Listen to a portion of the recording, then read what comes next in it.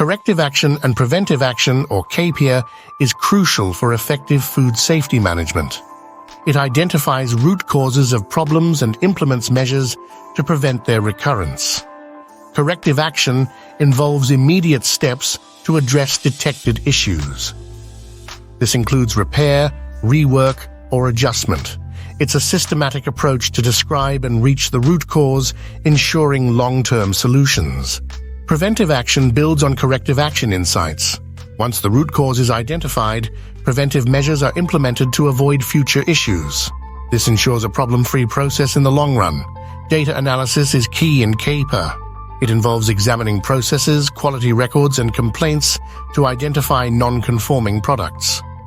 Statistical methods like Pareto charts and control charts help detect recurring problems. Investigating the cause of non-conformities is essential. Steps include identifying the problem, determining its scope, and analyzing data. Tools like fishbone diagrams and the 5 whys help pinpoint root causes. Once causes are identified, actions to correct and prevent recurrence are developed. Solutions are verified to ensure effectiveness and to avoid creating new issues, ensuring comprehensive food safety management